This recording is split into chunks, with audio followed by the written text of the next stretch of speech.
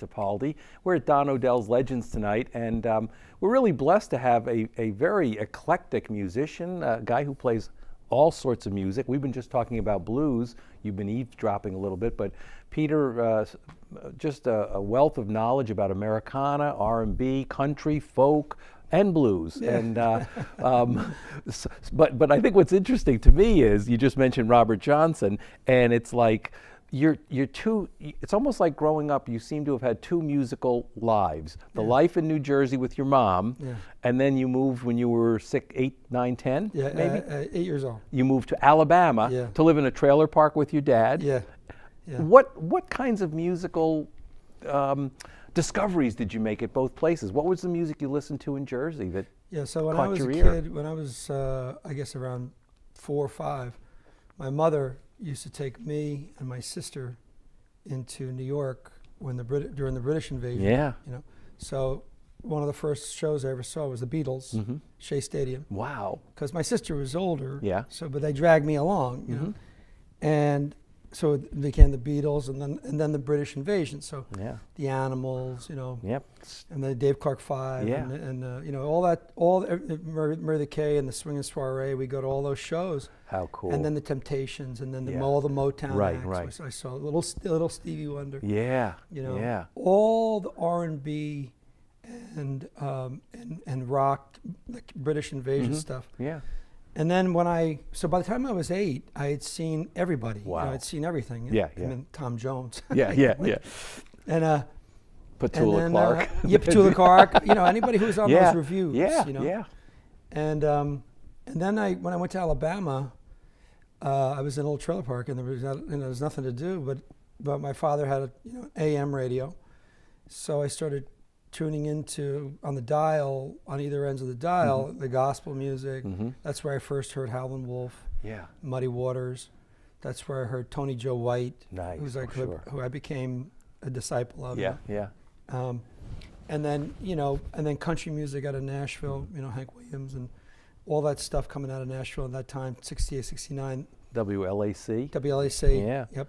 And Haas Allen. So, and then I'd hear all the local gospel channels, and that's where I started to make the connections in my mind, because I was already writing songs. I started writing songs when I was very young. It just came to me. And I started to get very interested in, I started making those connections between where this music came from, how, where and the guy in the trailer park could play blues, so he would he'd sit around and show me little licks, and he was blind, and the whole thing. I think between that and New Jersey, the Jersey sound and all that is really an amalgamation of Philadelphia soul music, and then the show bands that came out of New York down into the Jersey Shore. So when I went back to Jersey, I really immersed myself in that whole scene too. And so that's probably why. I mean, blues music has always been my first love. I think because it was the first thing that spoke to me. I think the first Stones records were really got me. That got me to Muddy Waters and all that stuff. Like everybody else, But then you grow up with Bob Dylan, and you grow up with all that stuff, and so I mush it all together. Well, I told you I grew up in Jersey through about '68, and I was listening to WABC. I was listening to Cousin Brucey. Then WNEW-FM came along. Not Murray the K. Scott Muni, Jonathan Schwartz, Vince Scelza. Allison Steele. Allison Steele. I mean, I was listening to all that stuff. So I know what you're talking about, because, in the early 60s, WABC, and what was it down the end, 56, was it MCA? MCA. The good guys. And so you were getting Motown, you were getting the Beatles, you were getting the Beach Boys, you were getting, all that stuff. One after another. So you'd hear Hendrix, then you'd hear the Temptations, then you'd hear something, so I think I'm a byproduct of my upbringing. In terms of my eclecticism. That's cool. And also, I love writing songs. So, there was a period in my life when I was in my early 20s when I went out and found songwriters and performers and talked to them. Because I was interested in songwriting. And I I was songwriting, and I was in the punk scene. I had a little record deal and stuff. But I really wanted to know more, you know. And in doing that, one of the guys I met was Willie Dixon. Right. For about 3 days, I spent 3 days with him. No kidding. And they were shooting a show, a blues show in Passaic at the Capitol Theater. Yeah. And I managed to get on this show. It was just it's just like a PA kind of thing. And I played him some of my songs. I talked to him, and Wow. And that, talking to him as well as a few others, basically the message to me was be yourself. Right.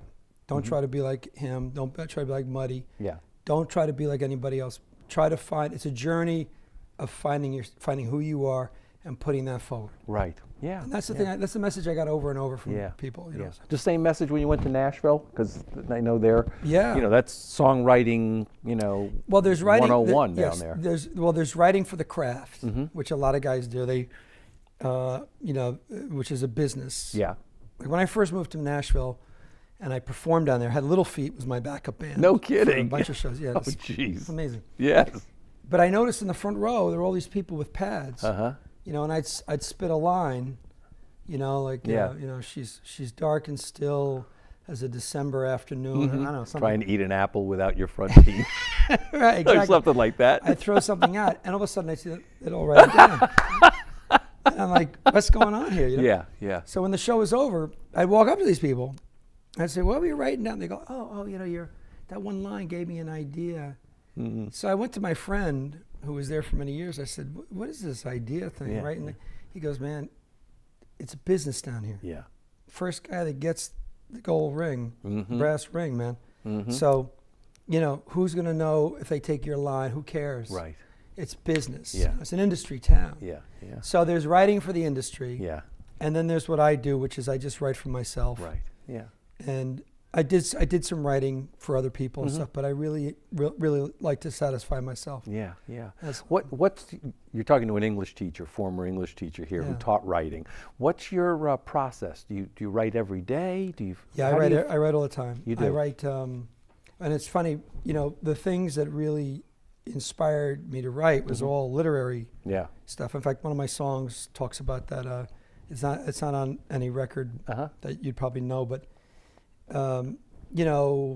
everything from Mark Twain, right? Hunter Thompson, going more contemporary, but just literary. So for me, what I do is I write short stories. I'll write a story. Okay.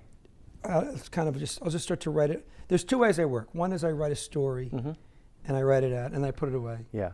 And then I pick it up again, and then within that story, I start to find a song, and I start to pluck ideas. Okay, I was going to ask you how you did that. Yeah. How you whittle it down. I whittle it down, and then what I do is I also just get random thoughts and ideas. Like you might say something, and it'll click in my head, and I'll write down the idea, or I'll write down the turn of phrase or something. And I have like pages of things like that. And then I meld them all together, fish them around, get them into some kind of form, and then I start to I usually pick a blues form. Yeah.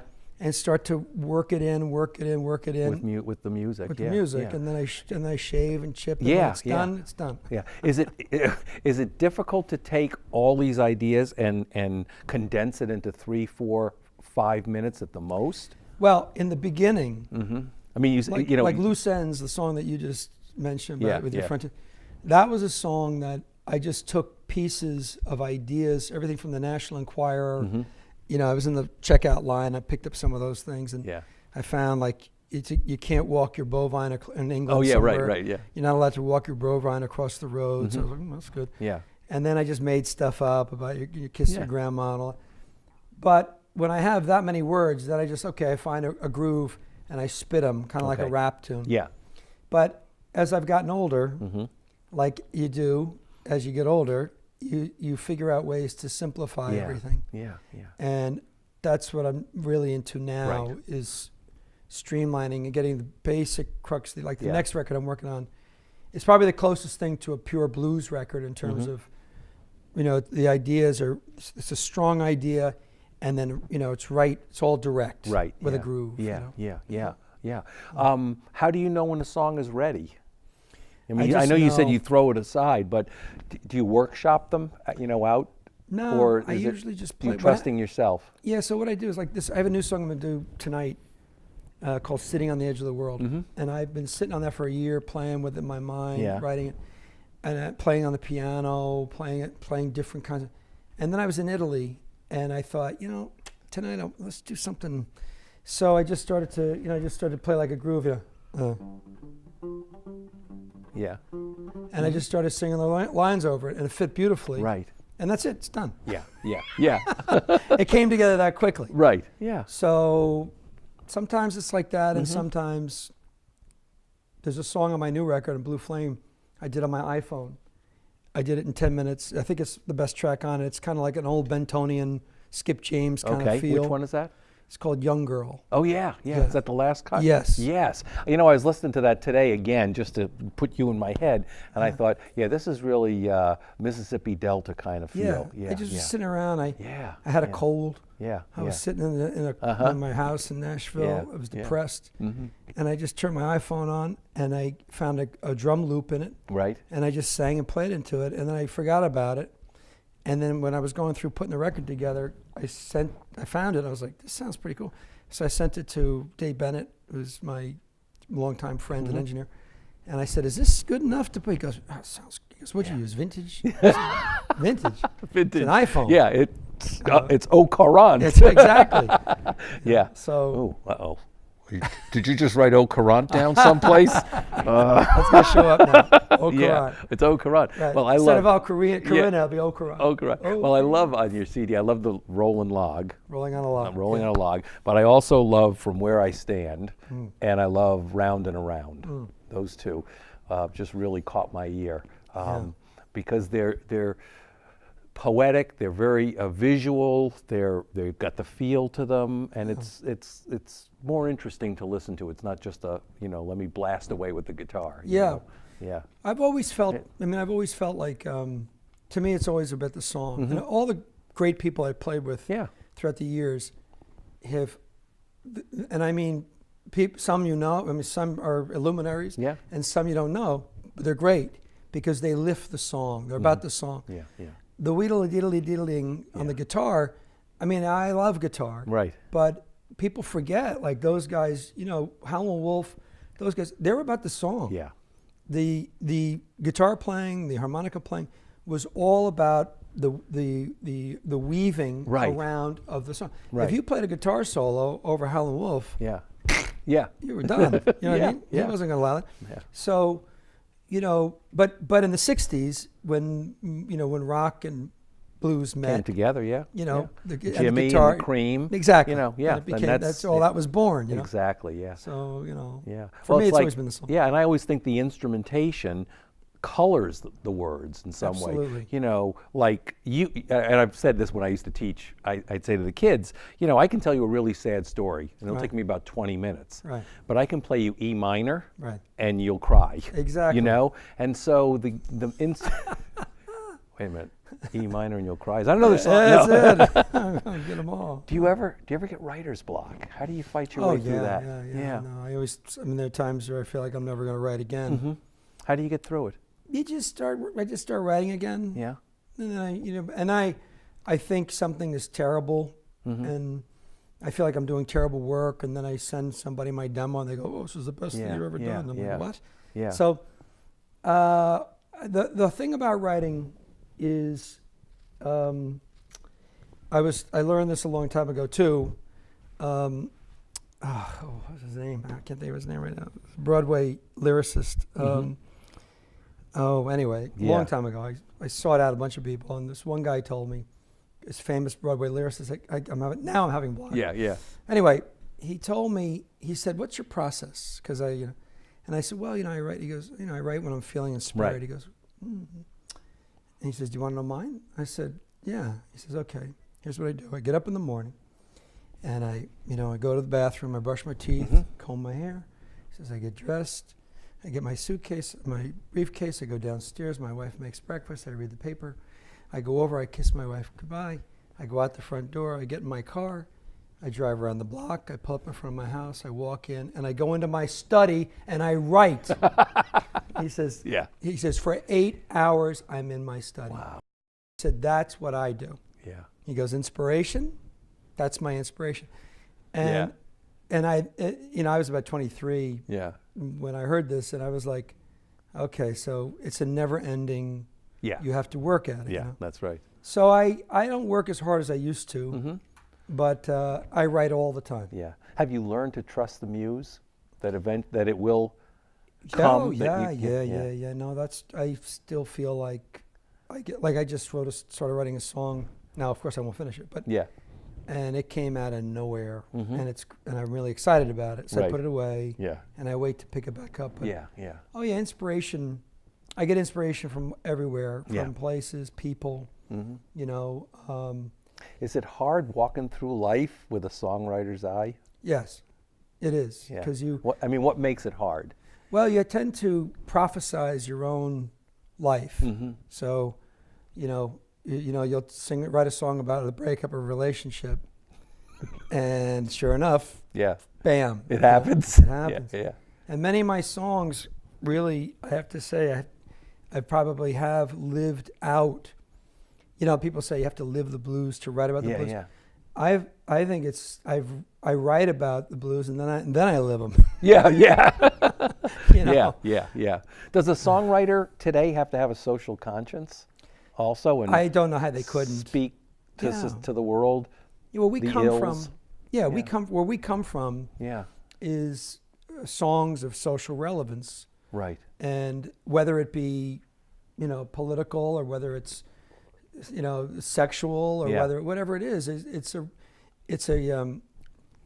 represents the times you're living in. Mm-hmm. But I think because music today has become so, all marketing and disposable, that a lot of, we grew up the period, and before we grew up, the 40s, I'd say through to the late 70s or so, Right. that music was a pure reflection of creativity Mm-hmm. and expression. Yeah. And then it became, I think, slowly became about something else. Not that there wasn't good music then, but it just started to become more about maybe fashion, maybe, image, now money, as Yeah. far as I'm concerned. Yeah. Yeah. So Yeah. that's why I write to serve myself. Yeah. Yeah. Yeah. That's really how I look at that. Right, you right. know. Well, I know one of the projects you were involved in that we covered in Blues Music Magazine was the duets with Sue Foley. Yeah. Was that a difficult process to each be writing songs about almost an answer to the previous Each other. song? Not really. I think, Was Sue it and He I, Said, She Said? He Was that Said, the She I? Said, And the yeah. other one was Down at the Crossroads? Beyond the Beyond the Crossroads, Crossroads, yeah. Yeah, no, that was actually pretty easy because, we both, we had a story to tell. Mm-hmm. We were living a story. Okay. So, and coming into that, I had lost my wife, Mm-hmm. and I was coming out of a very bad period. Okay. So when I met Sue and we started to work together a bit, and then we started this thing, which just started to happen. Yeah. For me, it was very therapeutic. Nice. Because it got me. In fact, on that first record, there's a lot of stuff in there about my wife. Oh, yeah. That was kind of embedded into Right. the other stuff. So for me, it was very cathartic, and I think for her, because she had really made her mark as a guitarist, Mhm. out of Texas, Canada to Texas. Yeah. I think it was a good challenge for her to write this way too. More focused. More focused, yeah. Yeah. So I think those records still stand up because yeah, there's yeah, some good writing on there. Yeah. Does it affect you as a songwriter to be singing songs, let's say, about your wife who you lost night after night? No, it's I always wonder about that. When some nights it is. Yeah. Some nights it is. Some nights you think it crosses your mind. But I think now, it takes on its own life. So the song, usually I don't have any one real song about like that. Yeah. But it kind of takes on its own life. A funny thing, I was playing in Italy a couple of weeks ago. Yeah. And in the morning I got up and somebody gave me some face cream, right? To moisturizing Right. cream. So I put the stuff on my face. I don't know what it was made of. So when I was at the show and I was playing, I was under these hot lights. It was like a theater. and I was playing a very emotional song, and I started to sweat, and the face cream started getting my eyes. So my eyes, I started crying, burning, tearing, while I was singing, and they all went crazy. They were all crying, and at the end, of the show, they're coming up to me saying, "We saw how moved you were." So I just went with it. I just said yes. But it was a face cream. You're really. right. Yeah. Well, last question for you, Peter. We've talked so much about songwriting. What would be the advice you would pass on to young songwriters today about the importance of it and what to try to do with it? Well, and one of the guys I talked to years ago was Robert Lockwood. Oh yeah. Okay. And he didn't bite your head off? No, I'm kidding. He was, you know how he was. He was a funny, he was a kid. But he and I had a nice friendship, and he knew, I always talked to him about music and songwriting. And the very first thing he said to me was, he said, when someone comes up to you and says, "Hey, can you play that song, by this guy, play that song by that guy?" Yeah. And I said, "What do you tell him?" I said, "Well, I don't, no. What do you tell him?" Yeah. I said, "Well, I try to be, no, man, I just want to know what you tell him." I said, "Well, I says, I'll tell you what you tell him. I'll tell you. You tell him to go F himself."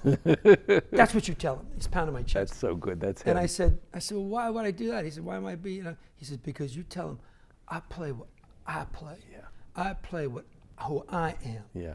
I do what I want to do. I ain't going to do what you want me to do. And that was another message. So like my what Willie message said, is to find out who you are. Mm-hmm. And because everybody has sadness, everybody has tragedy, everybody has happiness, everybody laughs.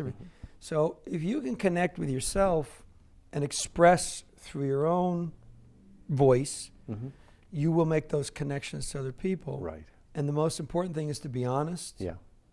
And fearless. Yeah. Fearless and honesty. That's cool. Yeah. And if you put that out there, it doesn't mean you're going to get the best gig. It doesn't mean you're going to get the big gig.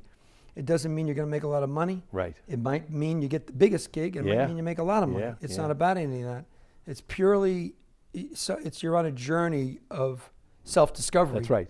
Through song, through writing. Yeah. Well, great. Thank you very much. Once again, ladies and gentlemen, that's that right there? Okay. Once again, ladies and gentlemen, Peter Karp. His performance tonight should be amazing. Thank you, Peter. Thank you, man. Well, It's a pleasure.